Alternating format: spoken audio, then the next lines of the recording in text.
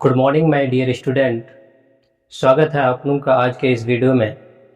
पिछले क्लास में हम लोगों ने देखा था क्लास 12th हिस्ट्री के चौथा चैप्टर जिसका नाम है विचारक, विश्वास और इमारतें। इसमें पहला सेक्शन लिए थे हम लोग वैदिक काल, वैदिक धर्म के बारे में। वैदिक धर्म के बारे में हम लोगों ने देखा था, उसके बारे में अच्छी तरह से अध्ययन किए थे। बताया गया था कि वैदिक काल को दो सेक्शन में बांटा गया है। एक को बोलते हैं ऋग्वैदिक काल, दूसरे को बोले थे उत्तर वैदिक काल। ऋग्वैदिक काल का टेन्योर जो देखा जाए तो वो आपको बोला गया था कि 1500 से 1000 बीसी तक इसका टेन्योर था।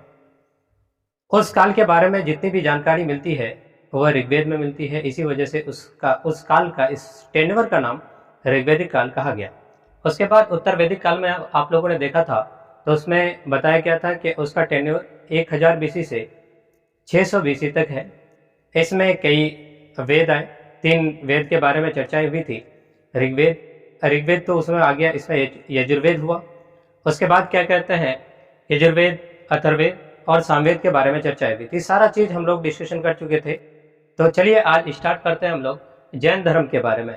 जैन धर्म से रिलेटेड जितने भी बातें हैं, जितना तक हो पाया है मैंने आज कोशिश किया है आप लोगों को, फिर देखेंगे इससे आगे भी अगला क्लास में आपको जैन धर्म कंप्लीट होगा। तो चलिए देखते हैं जैन धर्म। जैन धर्म के सबसे पहले देखते हैं आपका पृष्ठभूमि। यहाँ पे है जैन धर्म में कुल कितने तीर्थंकर हुए, तो बोलेंगे जैन धर्म में कुल 24 तीर्थंकर हुए। यहाँ पे बेटा एक चीज समझेंगे, तीर्थंकर एक शब्द आया है, इसका अर्थ क्या होता है? तीर्थंकर का मतलब होता है कि संसार आरोपी नदियों से पार कराने वाला तीर्थ, इसी को तीर्थंकर बोला जाता है। तो सबसे पहले देखिए यहाँ पे आया है संस्थापक। आपको बोला जाएगा जैन धर्म का संस्थापक कौन है, तो बोलेंगे ऋषभदेव। इसका संस्थापक है ऋषभदेव। अब देखते हैं यहाँ पे कभी कभी इसी क्वेश्चन को अलग तरीके से पूछ देता है। आपको बोलेगा कि जैन धर्म का वास्तविक संस्थापक कौन था, तो वहां पे आएगा आपका महावीर स्वामी के बारे में। अगर केवल बोलेगा संस्थापक कौन तो ऋषभदेव, अगर बोलेगा वास्तविक संस्थापक कौन तो बोलेंगे महावीर। अब देखते हैं बेटा, सबसे पहले 24 तीर्थंकर है तो उन सबको पढ़ना नहीं पड़ेगा, आपको 3-4 तीर्थंकर का नाम याद रखना पड़ेगा। तो सबसे पहले तीर्थंकर, इससे भी वीवीआई क्वेश्चन है, यहां से पूछते हैं प्रथम तीर्थंकर कौन थे, तो भी बोलेंगे ऋषभदेव। और 22वें तीर्थंकर कौन है, तो बोलेंगे अरिस्टेनेमी। 23वें तीर्थंकर के बारे में देखेंगे तो यह है आपका पार्श्वनाथ। इन्होंने भी बहुत जैन धर्म के बारे में बहुत सारे कामें किए हैं, उसके बारे में अच्छी तरह से अध्ययन करना पड़ेगा। उसके बाद लास्ट तीर्थंकर है जिसको बोलते हैं भगवान महावीर या महावीर स्वामी। यहां पे देखते हैं तो सबसे पहले आता है आपका पार्श्वनाथ। ये कौन से तीर्थंकर थे, तो बोलेंगे 23वें तीर्थंकर थे पार्श्वनाथ, जिसका जन्म हुआ था, पार्श्वनाथ का जन्म हुआ है काशी वाराणसी में, और इसके पिता का नाम था अशोक सेन। ये काशी के राजा थे। क्या थे? काशी के राजा थे। इसकी ज्ञान की प्राप्ति जो हुई थी झारखंड के पर्वत, और पर्वत का नाम था वह सम्मेद पर्वत, ये झारखंड के अंदर पड़ता है, वहीं पे उसको ज्ञान की प्राप्ति हुई थी। जो ही अशोक देव क्या कहते हैं, पार्श्वनाथ को जब वहां पे झारखंड के पहाड़ी समेत के पर्वत पे ज्ञान की प्राप्ति हुई तो उन्होंने 4 नियम बताए। कितने नियम? 4 नियम बताए थे। इन 4 नियमों देखा जाए तो सबसे पहला था हिंसा ना करना, उसके बाद बोला गया था सदा सत्य बोलना, तीसरा था आपका चोरी ना करना, चौथा आपका है संपत्ति ना रखना। इन्होंने केवल 4 नियम अपनाए थे, 4 नियम दिए थे अपने अनुयायियों को मानने के लिए। तो उन्होंने 4 नियम जो दिए उसी को चतुरानंद धर्म कहा गया। आपको यह भी क्वेश्चन पूछा जा सकता है कि जैन धर्म के जो तीर्थंकर थे, कौन से तीर्थंकर थे जिन्होंने चतुरानंद धर्म दिया था, तो बोलेंगे ये आपका था पार्श्वनाथ। अब यहाँ पे बेटा नोटेबल पॉइंट करके लिखे हैं क्योंकि अब उसके बारे में पढ़ने के लिए जा रहे हैं। उससे पहले देख लीजिए 5वां महाभारत या 5वां नियम जो लिखा था उन्होंने दिया था आपका ब्रह्मचर्य, महावीर ने दिया था। आपको बोला जाएगा ब्रह्मचर्य किसने जोड़ा था, तो बोलेंगे महावीर स्वामी ने इस चीज को जोड़ा था। चलिए देखते हैं सबसे मोस्ट वीवीआई पॉइंट जहां से उठता है, जैन धर्म से रिलेटेड जिन्होंने सारी मतलब ज्यादा से ज्यादा जैन धर्म को विस्तारित करने में अहम भूमिका योगदान दिया, उसका नाम है महावीर स्वामी, जिसका जन्म हुआ था बेटा 540 BC यानी बिफोर क्राइस्ट बोला जाए या बोलेंगे ईसा पूर्व में। तो महावीर स्वामी का जन्म कब हुआ था? 540 ईसा पूर्व में। ये कहाँ हुआ था, ये भी क्वेश्चन पुटअप करता है। तो बेटा याद रखेंगे, ये कुंडग्राम, ये कहाँ पड़ता है कुंडग्राम? तो बोलेंगे वैशाली में पड़ता है। कहाँ पड़ता है? वैशाली। इसका मृत्यु कब हुआ था? तब बोलेंगे मृत्यु हुआ था 468 ईसा पूर्व में। और कहाँ पे हुआ था ये भी बोला जाएगा, तो बोलेंगे पावापुरी में। कितने वर्ष की उम्र में हुआ था? तो बोलेंगे 72 वर्ष की उम्र में ये इन्होंने मृत्यु पाई 468 ईसा पूर्व में पावापुरी के अंदर। बचपन का नाम क्या था इसका? तो बोलेंगे बचपन का नाम, महावीर का बचपन का नाम था वर्धमान। इसके भाई का नाम था नंदीवर्धन। भाई का नाम क्या था? नंदीवर्धन। पिता का नाम है सिद्धार्थ। ये सिद्धार्थ जो है पिताजी, ये है गात्रिक कुल या गात्रिक वंश के राजा थे। तो महावीर स्वामी के पिता सिद्धार्थ क्या थे? तो बोलेंगे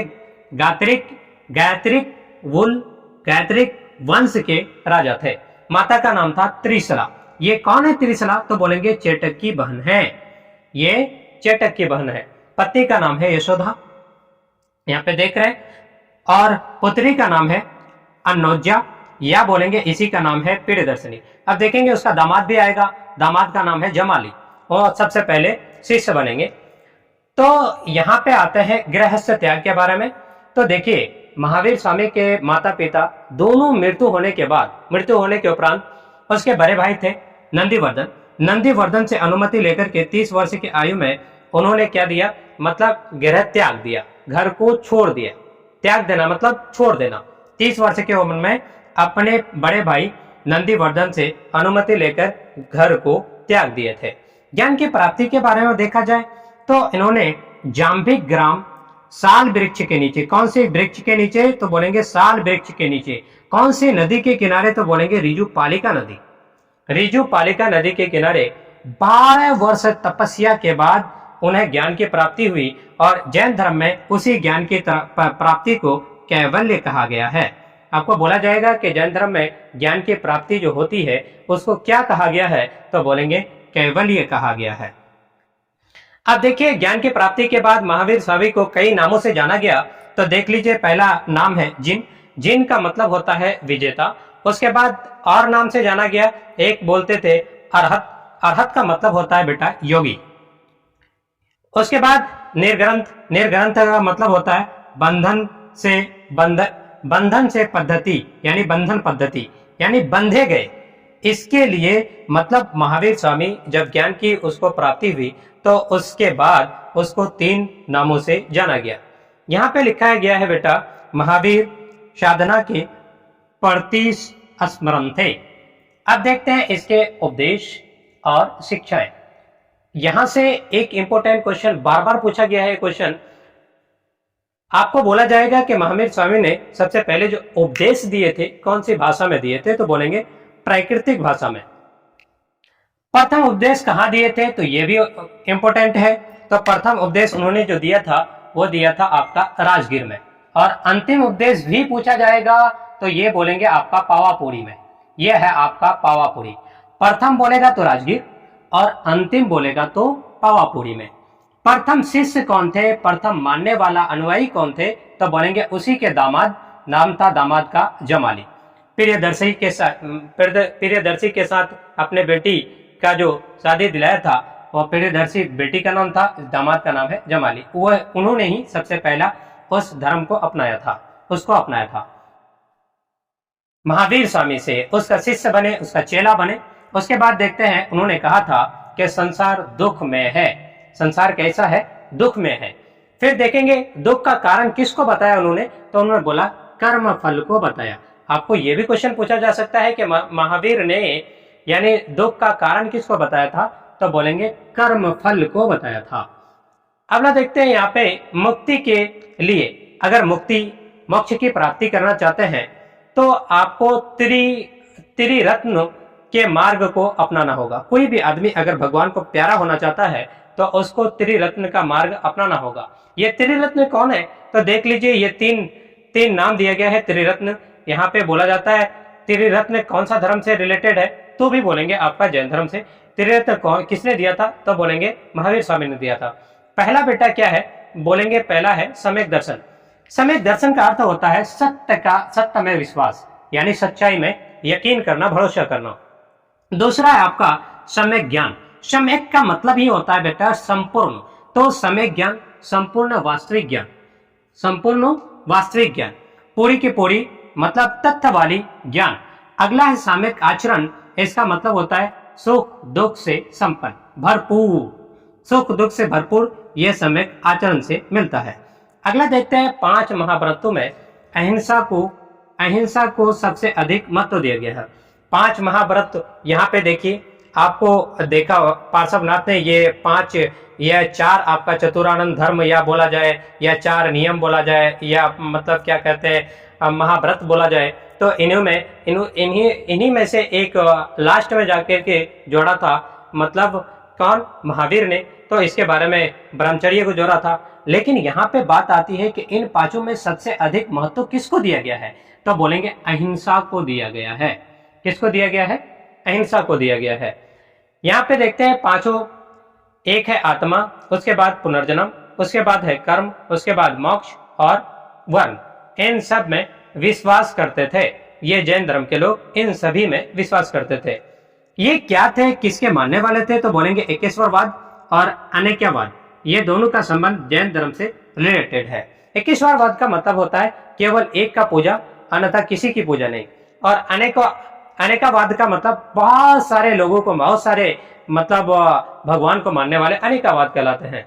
यहाँ पे 3 चीज लिखा गया है और ये बहुत ही इंपॉर्टेंट है वस्तुनिष्ठ प्रश्न के एंगल से अगर देखा जाए तो।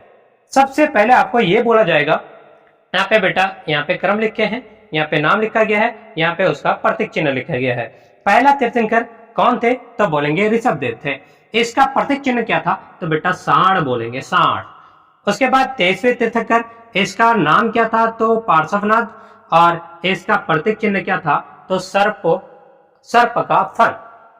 उसके बाद है 24वें तीर्थंकर, जो है महावीर स्वामी, और इसका प्रतीक चिन्ह है शेर। यहाँ पे कुछ और चीजें लिखी गई है। यहाँ पे देखते हैं जैन धर्म में ईश्वर की मान्यता नहीं है, मतलब वो लोग जैन धर्म के मानने वाले ईश्वर को नहीं मानते थे।